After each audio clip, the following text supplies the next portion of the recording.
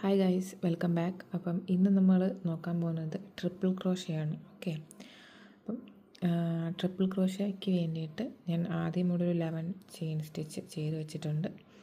Triple crochet ചെയ്യുമ്പോൾ നമ്മൾ ആദ്യത്തെ ഒരു 4 ചെയിൻ ഇഗ്നോർ ചെയ്തിട്ട് 5th ചെയിനിലാണ് നമ്മൾ സ്റ്റാർട്ട് ചെയ്യുന്നത്. ഓക്കെ, അപ്പം ഈ 1 2 3 4 ഈ 4 ഇഗ്നോർ ചെയ്തിട്ട് 5th സ്റ്റാർട്ട് ചെയ്യാം. ഓക്കെ, അപ്പം ട്രിപ്പിൾ ക്രോഷ്യ എന്ന് പറയുമ്പോൾ നമ്മൾ ആദ്യം 2 വട്ടം യാൺ ഓവർ ചെയ്യാം. 1 2. ഓക്കെ, എന്നിട്ട് നമ്മൾ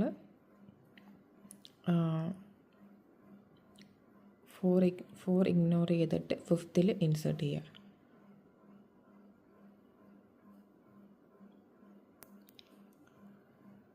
ഓക്കെ, ദെൻ ആ സെയിം സ്റ്റിച്ച് കൂടെ ഒന്ന് പുൾ ഓവർ ചെയ്യുക. അപ്പോൾ നമുക്കിവിടെ 4 സ്റ്റിച്ച് കിട്ടും.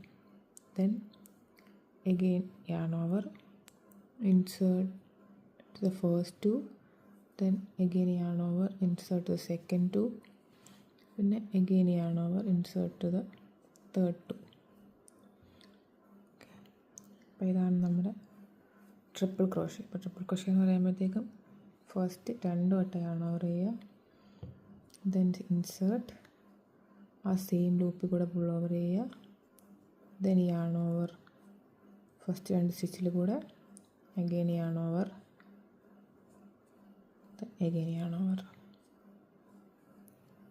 ഓക്കെ, അപ്പം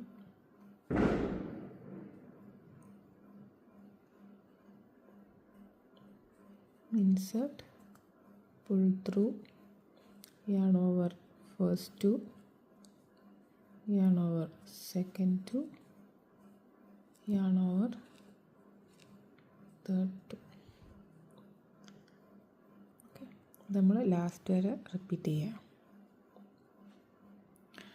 അപ്പം നമ്മളുടെ ലാസ്റ്റ് സ്റ്റിച്ച് എത്തിയിട്ടുണ്ട്. അപ്പം ലാസ്റ്റ് സ്റ്റിച്ച് വേണ്ടിയിട്ട് 2 വട്ടം yarn over, insert, pull through, again yarn over first 2, yarn over second 2, yarn over third.